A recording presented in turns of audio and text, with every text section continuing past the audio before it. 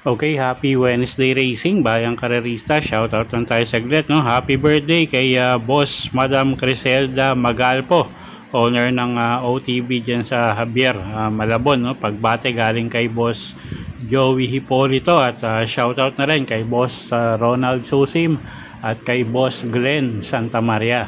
Okay, so Wednesday Racing nga tayo, no? At usual Wednesday night schedule tayo. 7 karera, start time ng race 1, 5:30 ng hapon. Simulan na nga natin yung mga giya natin para sa araw ng Miyerkules, August 26, no? Okay, race 1 tayo. Start ng winner take all. 3-year-old and above maiden race placers. Distansya 1,200 meters. Okay, first choice natin dito.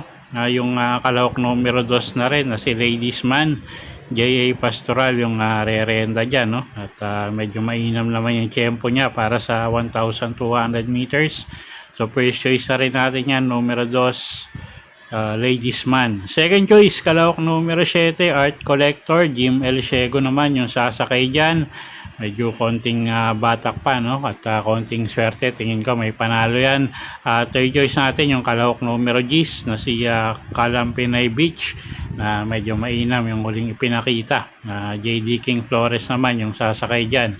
Okay, so sa race number 1, first choice nga numero 2, Ladies Man. Second choice, kalahok numero 7 na si Art Collector. At third choice numero 10, Kalampinay Beach. Okay, race 2 tayo. Start ng pick 6.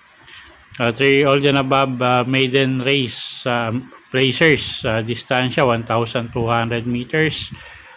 Okay, mga local horses to, no? First choice natin yung kalahok numero 4, Mahusay Hinduro na JMS Torque yung re-renda dyan. Nakaraan takbo nito, medyo talagang mabigat na yung nakalaban, no? So tingin ko ngayon mas malaki yung panalo niya. So first choice natin yan. Second choice, kalahok numero 10, Wicked Ways. Diyan Alvin Gusi naman yung sasakay dyan. Maganda post position yan, cambio hinete. At pwedeng pangsama sa mga exotic nyo, no? Yung kalahok numero 2 na si Star Campaign, gagabayan ni Jim El Ciego. Okay, so sa race 2, first choice nga numero 4, Mahusay Hinduro. Second choice numero 10, Wicked Ways. Third choice numero 2, Star Campaign. Okay, race 3 tayo. Start ng pick 5, class 3, 57 to 70 bracket. 1,200 meters ang distansya, mga imported horses, although may dalawang local dito, no? First choice rin natin, tingin natin medyo lamang, numero 6, Winehouse, gagabayan ni JMS Torque. Tingin ko nakaraan medyo nanibago lang to, no? So ngayon mag-i-improve pa yung takbo niyan. So first choice natin yan, tingin natin medyo lamang, numero 6, Winehouse. Second choice, kalahok numero 4 na rin na si Shaka Maxon. JB Hernandez naman yung re-renda dyan.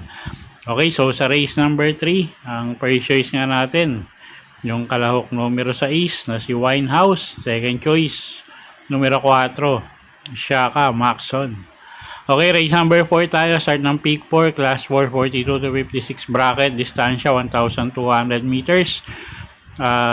Start ng pick 4 nga, no? First choice numero 1, I Told Mama, Ryan A. Basing re-renda dyan. Isang imported horse at tingin ko masyado na mag-aang yung laban niya ngayon. So first choice rin natin yan, numero 1, I Told Mama. Second choice, kalahok numero 6, Oblada. Nagagabayan naman ni JD King Flores. Medyo mababa na rin sa grupo to. So tingin ko malaki rin panalo niyan. Okay, so sa race number 4, first choice nga natin, numero 1, I Told Mama. At second choice nga natin, yung kalahok numero 6 na si Oblada. Okay, race number 5 tayo. Race 5, no, class 5, 17 to 41 bracket, 1,200 meters ang distansya, 7 kalahok tayo rito. Alam niyo naman tong grupong to, no, pagkataan ng gising. So first choice natin dito, numero 5, Waray na, may da pa, JA Pastoral, yung re-renda dyan. At medyo may kababaan na rin sa grupo yan, isang diremating kabayo. At wag lang matraffic, tingin ko malaki panalo. Second choice, numero 4 na rin, na si Advocacy. AR Villegas naman yung sasakay dyan, isang diremating kabayo din, gamay naman ni Andrew Villegas yan. So tingin ko walang magiging problema. Okay, so sa race 5, first choice nga natin, numero 5, Waray na, may da pa. At second choice nga natin, yung kalahok numero 4, Advocacy. Okay, next race tayo, race number 6, penultimate race, class 4, 42 to 56 bracket, 1,200 meters ang distansya. Okay, first choice natin dito, yung imported horse na rin na numero 1, Audacious. Charles A. Reyes yung sasakay dyan, masyado na ring mababa sa grupo to, isang matuling kalahok, although may mga matutulin din dito, no? At siya na rin yung first choice natin, numero 1, Audacious. Second choice, kalahok numero 2, Central Bank, JA Pastoral naman yung sasakay dyan. So kung sakaling magkaroon ng lutsahan, isa to sa pwedeng rumemate at makinabang nga. So sa race number 6, first choice nga natin, numero 1, Audacious. At second choice, kalahok numero 2, Central Bank. Okay, race 7 tayo, last and final race for the day. Class 4, 42 to 56 bracket, distansya 1,200 meters.